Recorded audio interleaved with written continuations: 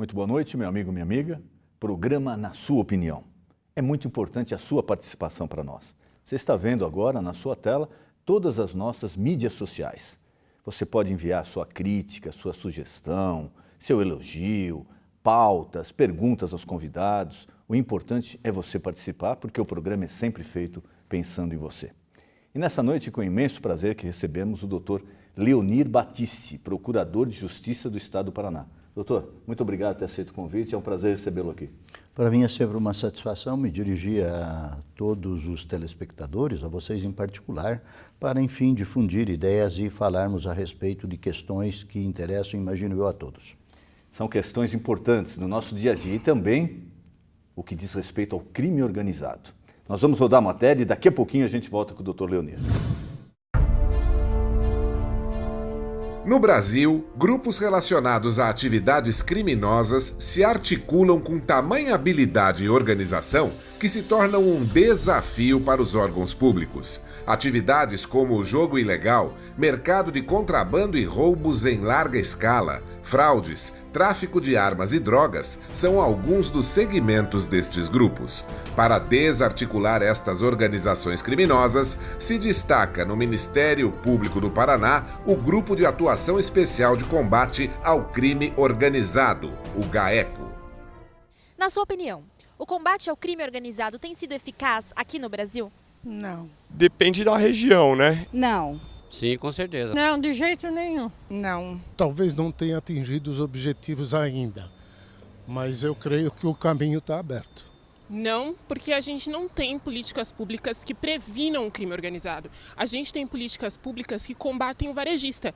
A gente tem que começar a pensar na política pública desde a prevenção. Então a gente não tem, nesse momento, nada que consiga evitar esse tipo de problema. Porque o roubo já começa dos grandes, né? Então, se lá dentro não tem eficácia, fora também não vai ter. Porque eu acho que o crime organizado parece que ele tem mais poder do que a polícia. Então, assim, eles acabam tomando conta da sociedade. Eu acho que falta muito dos políticos e da segurança para o Brasil para melhorar. Eu acho que não. Eu vou ser sincera, eu tenho 86 anos, eu tenho saudade da minha mocidade que eu tinha segurança. Agora, hoje em dia, não. É difícil eu sair, à noite eu não saio mais. E de dia eu só saio quando eu preciso ir no médico em algum lugar. Mas que o crime toma conta desse país já faz tempo, né? Tem que o governo combater o crime. Se o governo combater o crime, para com essa violência que está aí. Porque hoje o que está acontecendo no Brasil é uma estupidez. O povo brasileiro está sofrendo muito com a violência. E tem que acabar isso aí. O governo, se quiser, acaba. Doutor, atuação aqui no Paraná. A atuação da Justiça, a atuação do Ministério Público, a atuação contra crime organizado, na Justiça em geral. O Brasil ele vem passando, a gente comentava aqui, o Brasil ele vem passando por momentos cruciais. A todo momento a gente acha, olha, se isso acontecer, hoje eu não sei o que vai acontecer amanhã. Se isso daqui realmente virar, vai ser prejudicial do outro lado. E sempre envolvendo, assim, ou direto ou indiretamente, a atuação do Judiciário e a atuação da Polícia, do Ministério Público e da Justiça em geral. A justiça brasileira ela está preparada para assumir esse papel tão importante que está sendo desempenhado agora? Bem, a justiça brasileira, ela de alguma forma, ela é extremamente profissional. Ou seja, tecnicamente, em termos de aparato, eu penso que ela não deva nada a nenhuma justiça das que se conhece e nós, obviamente, nos pautamos mais pelos países que nos são próximos, os países ocidentais. Ocorre o seguinte, eu vejo um problema estrutural na justiça brasileira, e falo aqui particularmente da justiça criminal, ou do sistema jurídico criminal, que é o problema sistêmico dela e estrutural, é que nós trabalhamos em cima de leis processuais que me parecem que estão desatualizadas em face da demanda que temos. Em outras palavras, nós estamos ainda preparados, a maior parte de nós pelo menos, para atuar naqueles eventos criminais que eram aqueles eventos antigos. O vizinho matava o outro vizinho por discussão de divisas de terra.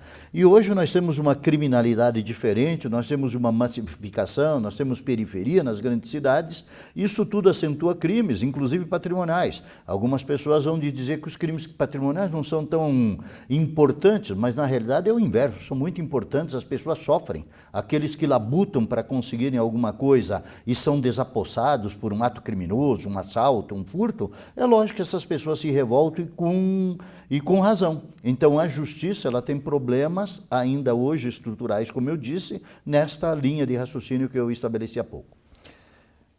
Para explicar para o leigo, eu sou advogado de formação, como a gente conversava agora, mas para explicar para o leigo a demora, os inúmeros recursos, a lentidão da justiça, é uma justiça cara e uma justiça lenta.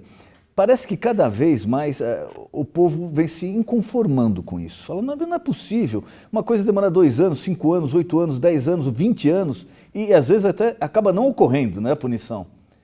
Como traduzir isso para a população, doutor? As razões são inúmeras. Nós temos, primeiro, um sistema inadequado, esse sistema processual. Então, só para as pessoas entenderem, né? Se alguém é acusado ou é apontado, suspeito de ter cometido o crime, nós temos uma investigação que se dá normalmente na polícia. No caso também do Ministério Público, no caso dos crimes organizados. Aí aquilo demora, mas nós fazemos e obtemos uma série de provas ali que elas valem para muito pouco. Elas só servem para chegar depois, repetimos tudo aquilo perante um juiz, um outro promotor e etc. Às vezes a audiência não se realiza porque um advogado tem um problema, porque não há juiz, ou porque o promotor tem algum problema. Enfim, quando nós vamos isso, então tudo isso é fator de demora, porque a pauta da semana seguinte ou do mês seguinte já está tomada, aí vai jogar para outro mês. E aí nós vamos perpetuando isso. A testemunha que vai lá, ela eventualmente perde meio dia de serviço, entre se deslocar, chegar lá, aí ela sai intimada para ir lá outra vez. Outro dia, exato, e ela relembra, ela já tinha ido na delegacia normalmente, então ela vai lá. Resultado, esse é um sistema que verdadeiramente ele está posto para não funcionar. Segundo lugar, existem os recursos, né? Aí nós começamos, de repente o juiz conseguiu chegar ao final e proferiu uma sentença. Existe o recurso. Então no Brasil nós teríamos, se fosse mantido o sistema que foi afastado no caso concreto do ex-presidente Lula, pelo menos até o momento, nós teríamos 4 graus. E desses 4 graus eu chamo atenção por uma coisa para as pessoas entenderem. Eu me lembro do voto então do ministro Joaquim Barbosa, quando esse assunto foi debatido lá... 2009, se não me engano. Isto. Pois bem, ele citou, olha, só eu recebi 60 e algumas coisas, ou 70 habeas corpus da mesma pessoa. Isso é insano, ou seja, é um abuso do direito de reclamar. Então nós temos esse sistema, nós não temos um sistema oral. O sistema oral diria o seguinte: o advogado faz um requerimento, o juiz ouve a outra parte, o Ministério Público, ou vice-versa, e já definiria. Pronto, aquilo se torna matéria preclusa e vamos para frente. O sistema não é assim, aí passa uma semana, está dentro do prazo, alguém lá faz um recurso ou abre um incidente processual para as pessoas leigas entenderem. Eu não sei se eu estou atingindo exatamente as pessoas leigas aí a essa altura, mas o fato é que isso tudo vai levando a demorar, aí nós temos problema de estruturas, aquelas coisas. Estrutura que eu digo é estrutura para não conseguir dar continuidade a isso. Então, mas é um parênteses, doutor. A estrutura existe, ela é ineficiente ou ela foi concebida para atuar de uma forma errada? As duas coisas eu diria, ela é insuficiente neste método. Porque esse método, desculpe o termo, mas ele é um método engole ficha. Por mais juízes e promotores e até defensores que nós coloquemos no sistema jurídico criminal, ele está fadado a não produzir o resultado último que se espera do sistema jurídico criminal. Por quê? Para as pessoas pensarem, por que o Estado se dá o direito de pegar uma pessoa e prender uma pessoa, processar e prender e condenar uma pessoa? Porque ele quer dizer o seguinte, olha, se você fizer isto, você vai ter um problema. Então, é a dissuasão, né? Eu falo, não, eu vou tomar cuidado, aquela história que a gente brinca, eu tenho vontade de matar um monte de gente, mas é óbvio que não se faz isso porque nós temos os nossos freios, além dos freios morais, os freios legais. Então, com essa estrutura aí, nós sempre vamos falar, precisa de mais gente, precisa de mais juízes, precisa de mais promotores, precisa de mais não sei o quê, precisa de mais policiais.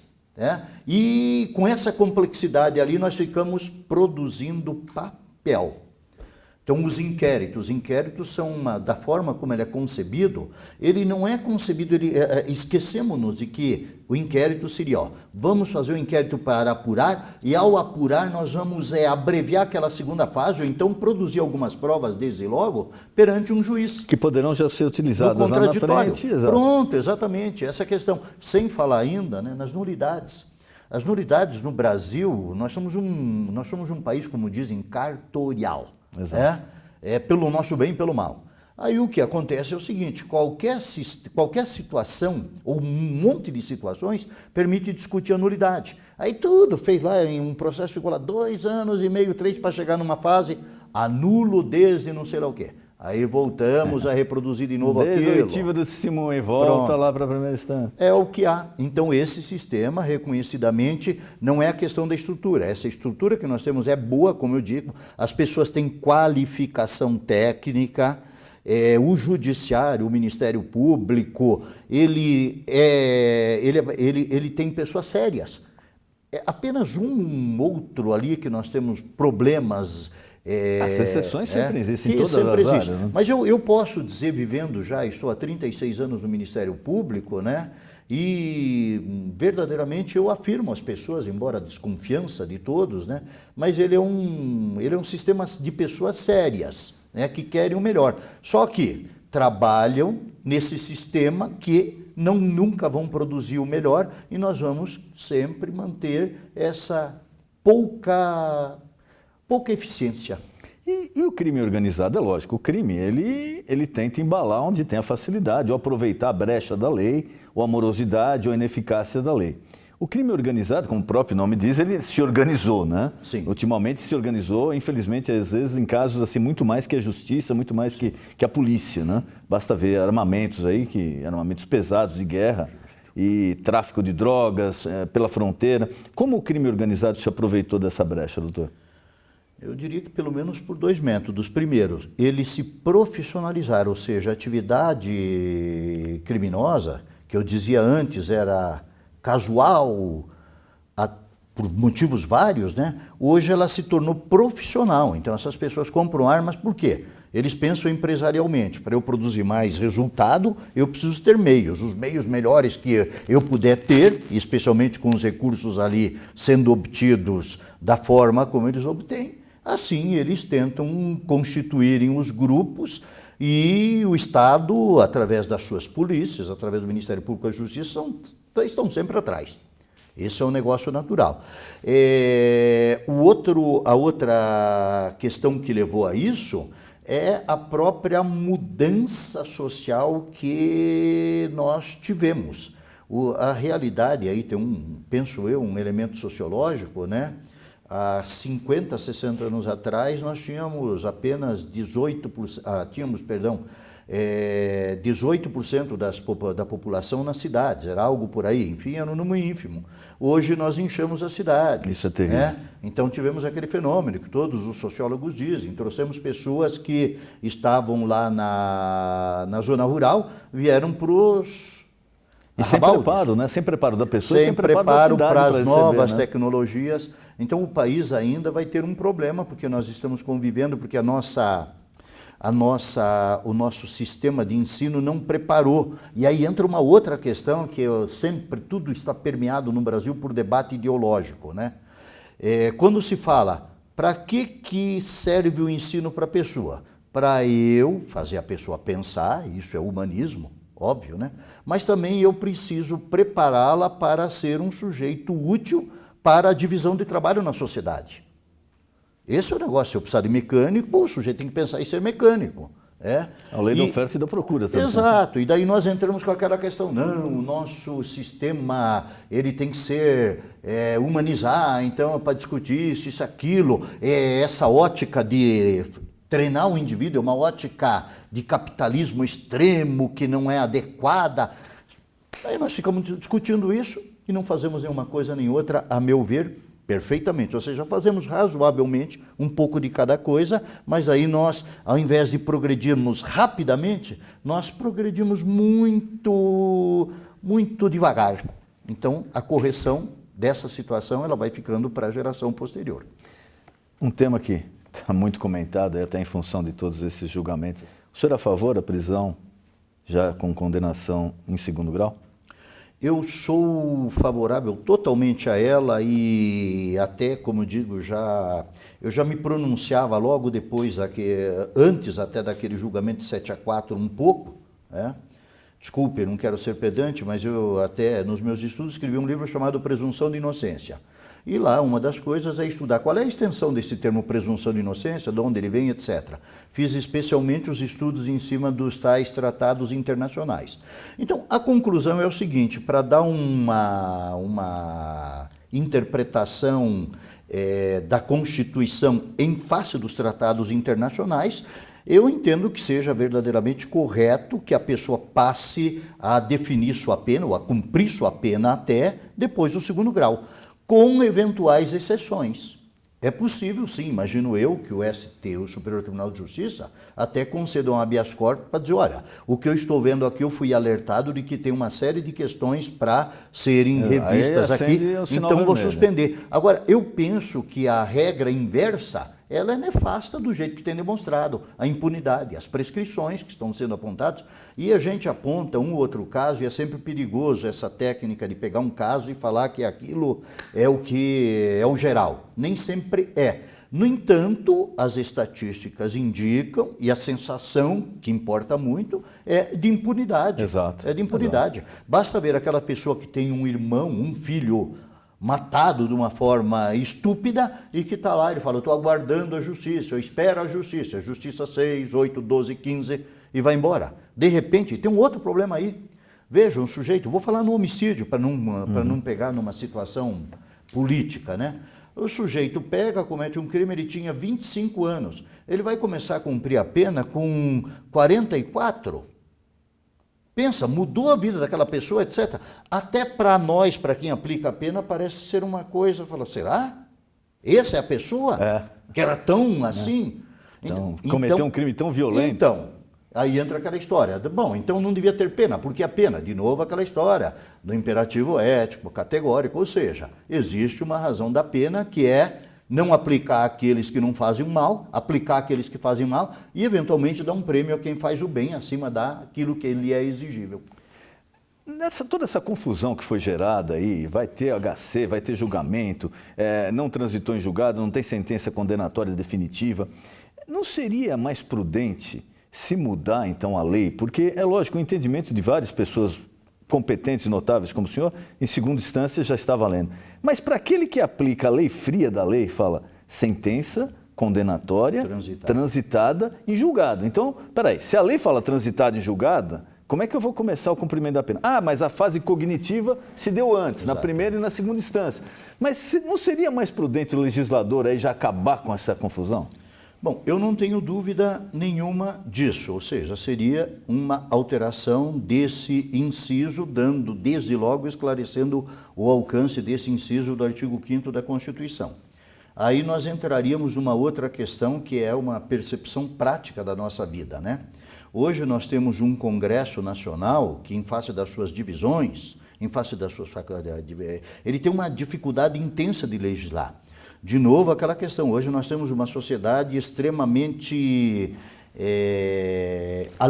ela é polarizada de um ângulo, mas tem muitas opiniões, então não tem não vejo no Congresso, eu vi até, só para montar ali, né? O presidente da Câmara falou, eu acho que seria o momento do Congresso. Não, mas não é o momento porque esse ano é ano de eleição. Então, um ano porque prepara para a eleição, outro ano porque vai acabar o mandato, outro ano porque está no meio do mandato. Outro ano é eleição de prefeito. A inércia. Não anda, a inércia. Não anda. Então, com a inércia do Congresso, isso é outro fator que quem é advogado sabe, né? O tal ativismo judiciário.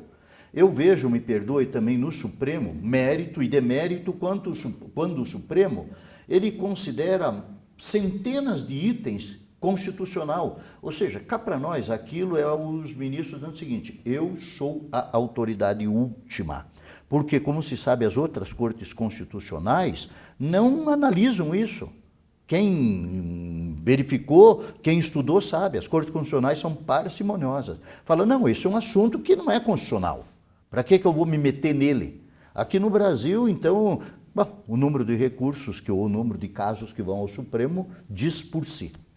Esse número excessivo de recursos, eu acho que o Brasil, se não for o país do mundo que tem mais recursos, está lá entre um dos primeiros. A margem de erro, de correção do recurso, aquela pessoa que já foi condenada em primeira instância, foi condenada em segunda instância, aí ele vai para o STJ, depois ele vai para o STF. O índice de reforma dessas decisões é ínfimo na terceira e na quarta instância. Pois é, segundo a apuração a pedido, se não, 2 ministros do Supremo que fizeram isso, foi isso. É muito ínfima, pelo menos no aspecto final, ou seja, condenado absolvido. Exato. Tá? Lógico que existem correções, a pena era 8 anos e 6, fica 8 anos e 2. Vai lá, ou 7 e 7, alguma coisa assim. É lógico que existe isso. Mudança, né? A pena não precisa ser no regime fechado, pode ser... Mas na essência... Né? Na essência prevalece aquilo. Olha, eu repito, eu estou há 36 anos militando na justiça, logicamente não foi só justiça criminal, que atuei também em outros campos. Mas o que eu percebo realmente, e as pessoas têm que ter visão disso, tem juízes que dizem, não, esse tem a caneta mais pesada, promotores que são mais combativos, né? Mas na essência, o sistema, curiosamente, ele no todo, ele é correto. Nesse sentido, desculpe, né? Ou seja, eu, nesses anos todos, não me deparei, não me lembro honestamente, assim, de erros crassos, assim, segundo as evidências de prova. Esse é o negócio. Segundo as evidências de prova, o sistema é lógico. Eu falo, olha, aqui o sujeito foi visto assim, assim, assado, tudo indica que foi, aquele juízo, né? Aí, saiba, para saber tudo só Deus, como se diz, né? Lógico. Então, na justiça de humanos, eu penso que o sistema, nesse sentido, ele pode funcionar. Ele não funciona porque daí as pessoas não se conformam. Então, recurso. E esse caso brasileiro, que nos torna diferente dos demais países, são os 4 graus de jurisdição. Nos Estados Unidos, na primeira instância, a pessoa sai presa. Exato. Primeira instância, ele foi condenado ali pelo juiz, ele sai abotoado lá da Eu acho audiência. que o sistema brasileiro, muito honestamente, um sistema colegiado. O sistema colegiado, ele passa por um outro Ministério Público, o Ministério Público de segundo grau, que ele também, como digo, ele não é condenador. Aliás, alguns promotores de primeiro grau até reclamam. Falam, mas eu fiz um recurso, o procurador do Ministério Público deu parecer, não gostei, aquelas coisas todas, né? Aí eu digo, olha, meu amigo, nós precisamos ter humildade para reconhecer que nem sempre nós temos a certeza que nós imaginamos ter. Então é preciso também ter humildade para isso. Mas com isso é depurado. Veja, quem lidou com isso foi um juiz, um promotor, um defensor. Né? Depois entra lá, uma condenação eventual, entram mais 3 pessoas. Eventualmente uma revisão mais acurada, no geral, pelo menos a pessoa que vai lá votar, vota com alguma indicação. Se eu chegar lá e falar, doutor, o relator está fora, ou eu chamar a atenção, é lido aquilo. Pelo menos lido para compreender o sentido. E do outro lado, você vê, acontece o contrário, né? Esses 3º e 4º grau de jurisdição, quantos casos não prescreveram? Pronto, essa é que é a questão. Que, comprovadamente culpados, Sim. no processo cognitivo com culpa, apurado, só que foi para o STJ, foi para o STF, às vezes o réu também completa os 70 anos, a prescrição corre pela metade, como está acontecendo com muitos políticos aqui. Muitos políticos, exato. Inclusive parece que o ex-governador de Minas está, agora depois de 12 anos, o processo foi colocado em pauta. Pois é. E ele completa 70 anos no ano que vem. Exatamente. Provavelmente já vai perder, vai pegar a prescrição. Pega a prescrição pela metade, já alguns crimes prescrevem, como, aliás, aconteceu no caso do Mensalão, né? Exato. É. Muitos dos crimes ali tiveram prescrição. É o sistema que a gente está nele e vai lutando. Eu penso, e se tivesse poderes de convencimento em primeiro, né, que nós deveríamos abdicar um pouco mão das nossas posições que são já tendencialmente num sentido para a gente imaginar qual seria qual é a importância de as coisas funcionarem para a maior parte das pessoas, ou seja, para o sistema funcionar, porque o que é certo, o que é comunitário não funciona. Isso é certo. Doutor, e lá embaixo, no começo da história, o que a gente poderia fazer para agilizar aquele processo? A pessoa que é levada por um pequeno furto, um pequeno delito, às vezes a coisa acaba se arrastando e acaba causando para o próprio judiciário, né? Sim. Um custo elevado, uma morosidade e a pessoa também um desgaste. Tem como a gente agilizar isso daí? Eu acho que nós deveríamos introduzir com muito mais força a barganha. Ou seja, medite naquela situação. O sujeito é pego ali, a vítima falou, não, foi ele que chegou aqui, pegou meu celular, saiu correndo, a polícia pegou ele ali. Chegar a falar, olha, o juiz tem que fazer aquela audiência de monitória, daí já com base nisso. Olha, o senhor foi pego, o senhor tem alguma coisa, o senhor é advogado, etc e tal. Olha, tá bastante claro para mim que as circunstâncias indicam isso. Você tem direito de apresentar ou de desdizer isso, etc.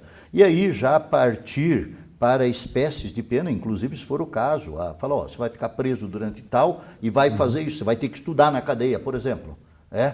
E o problema aí de tudo isso aí parece fácil de falar aqui, né? E daí alguém diria, parece tudo fácil, por que não implantam então, né?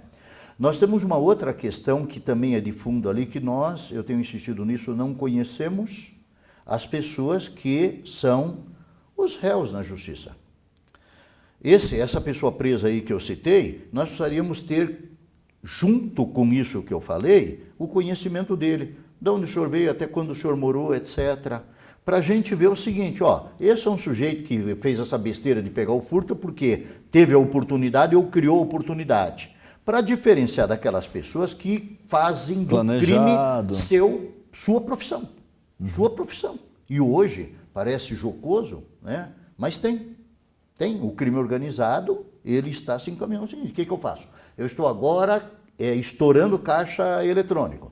Amanhã nós vamos fazer o seguinte, isso aí ficou difícil, a polícia apertou, melhorou seus métodos, etc. Nós vamos começar a assaltar... eles vão migrando para outros tipos de crime. Vão migrando para campos de atividade. É a típica profissionalização. Então, o Estado tem que ter direito para isso e para essas pessoas, o Estado tem que ser, letra A, competente para apurar, letra B, competente para ter um processo célere, letra C, competente para aplicar as sanções devidas, rigorosas, mas devidas legalmente. É isso. Né? Agora, quando nós próprios temos dificuldade disso, é lógico que se cria toda essa perplexidade, essa dificuldade. E a progressão de regime, de pena, o senhor é favorável? A lei das execuções. Eu me lembro que na época eu estava me formando, estava na faculdade, aliás, e existia um debate muito intenso sobre isso. Olha, isso daí vai acabar gerando um problema sério.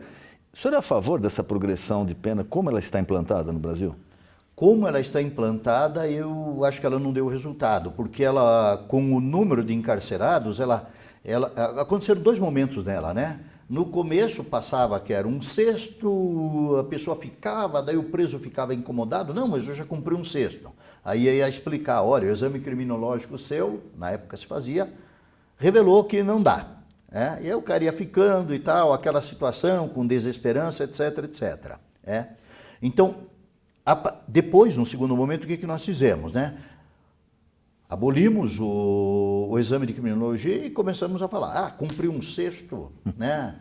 Solta porque está cheio de gente, tem mais clientela para entrar.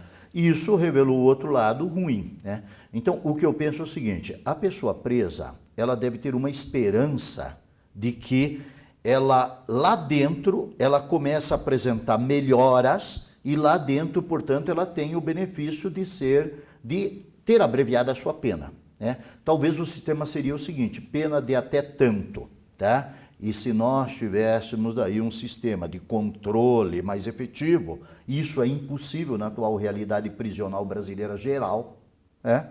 Num lugar em que teoricamente deveriam estar 600 presos, são 800 ou 900, é difícil. É praticamente impossível. É difícil, porque os próprios agentes penitenciários daí têm dificuldade de avaliação, quando não a avaliação é incorreta, quando não persecutória até, e aí cria aquela contra-reação que torna, ao invés de resolver um problema, cria um terceiro. E esse é o sistema imperfeito, muito imperfeito que nós estamos. Mas diretamente respondendo como ela está hoje, eu sou contra. Por outro lado também, desculpe só. Não, por favor. Não advogo a ideia de que muitos têm, que é 8 anos, porque aí nós teríamos uma desesperança e eu acho que vale a pena nós pensarmos em reciclar o ser humano, uma boa parte deles. O que eu noto é que às vezes até para o leigo também ele pergunta, ele fala, mas peraí, esse cara não foi condenado a 10 anos? Eu vi ele 1 ano e meio depois na rua, então ele não foi condenado a 10 anos. Aí você tem que explicar todo o mecanismo, como funciona. O pior da história, o que é? Quando a pessoa é condenada a 10, sai depois de 2 e comete o mesmo crime. Aí o cara fala, tá vendo? Não adianta nada. Não adianta nada. Isso contribui para o descrédito, com toda a razão. E temos ainda um problema adicional, que esse é de comunicação, né? Quando a gente vê aqueles crimes, né? A gente tem crimes que verdadeiramente tem um apenamento mínimo que a gente sabe que vai dar, no máximo, restritiva de direito. E aí entra, me perdoem os meios de comunicação, né? Eles falam, sujeito pode ser preso, ficar ou condenado até X anos. E a gente sabe que o nosso sistema de aplicabilidade de pena, para ele chegar no máximo, né, tem que ser tudo negativo, tudo agravante. Isso estatisticamente é raríssimo. Pode pegar os processos ali, um furto de 2 a 5 anos, 3, vai lá. Doutor, é um tema que a gente poderia falar a noite inteira e eu queria já deixar o convite aqui para o senhor. Foi um prazer receber o senhor aqui, nosso tempo está acabando. Para uma outra oportunidade, nós podermos aqui aproveitar todo o seu conhecimento da matéria, o nosso telespectador. E alguma pergunta que não fiz, algum recado que o senhor queira passar ao telespectador, por favor, fique à vontade. Quero dizer inicialmente que para mim é um privilégio ser convidado e partilhar aí com os telespectadores. Eles me perdoem, né? Na realidade, a gente acaba se apaixonando e apresentando ideias, e obviamente que essas ideias apresentadas, eu penso que elas devam ser debatidas e até rechaçadas, sem sombra de dúvida, né? E, por tal razão, o que eu espero é estar contribuindo para um pouquinho de esclarecimento a mais, né? E me colocar sempre à disposição, que para mim é um prazer. Muito obrigado, doutor. Programa Na Sua Opinião. Boa noite.